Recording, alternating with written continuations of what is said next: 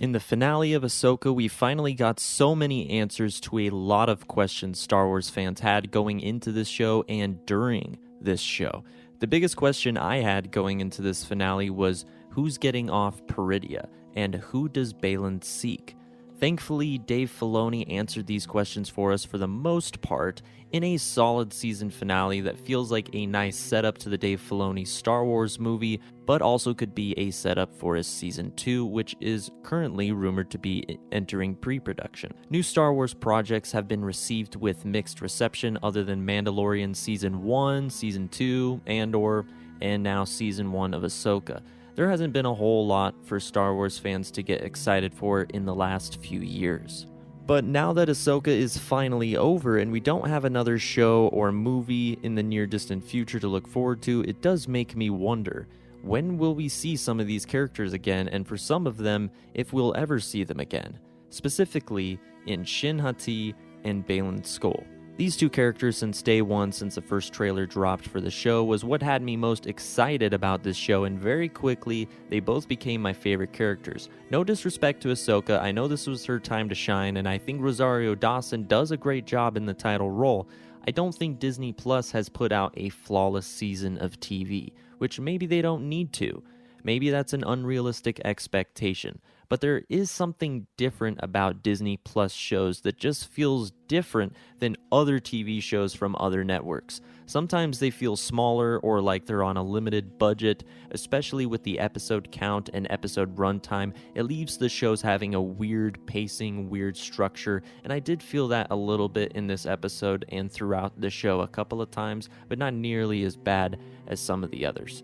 Thankfully, Ahsoka really didn't suffer from it for the most part. And all throughout the finale, I was counting the minutes, kept looking at the clock to see how far in we were to the episode, begging to see Baylan Skoll.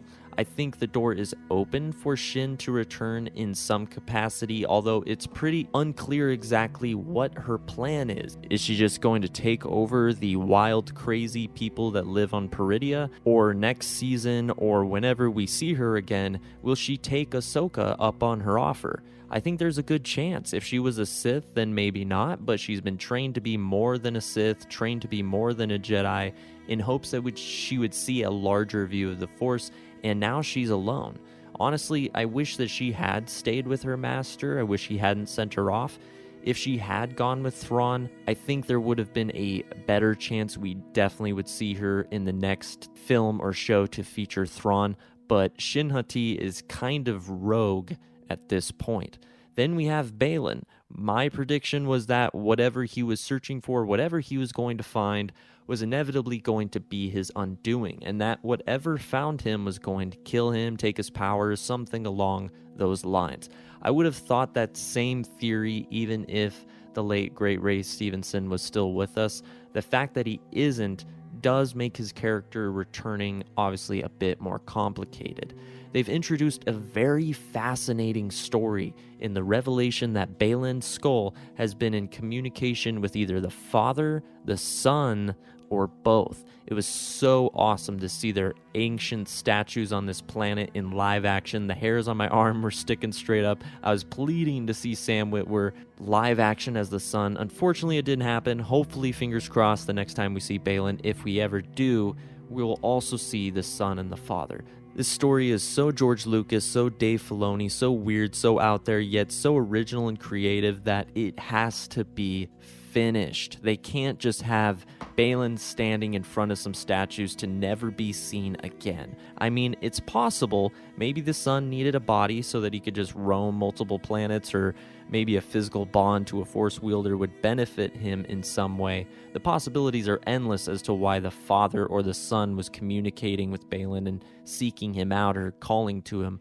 It's unclear if Thrawn or Ezra are aware of the Force gods being on that planet, but it seems apparent that the ancient mothers are very aware and are eager to leave that planet, rightfully so, as they did. It's very clear to me that we're going to see Thrawn, we're going to see Ezra, we're going to see the mothers of Dathomir once again, not to mention all of the rumors were true about the undead army being resurrected. It's going to be very interesting to see how the New Republic and the Rebels take on a giant undead threat.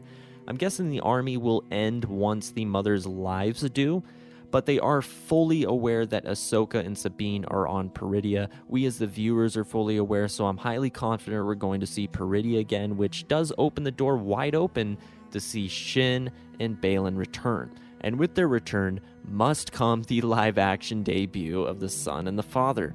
But what did you guys think about the Ahsoka finale? What did you think of the show overall? My expectations were pretty low due to Disney Plus shows really disappointing me pretty consistently. But they really nailed it with this story, specifically with Baylan, and it is such an interesting story. They cannot leave it where it is. I'm happy to say I'm a fan of this show. I was very pleasantly surprised. There's some episodes in here and moments from this show that I think are some of the best Star Wars moments we've ever gotten in the Disney era, especially with Anakin.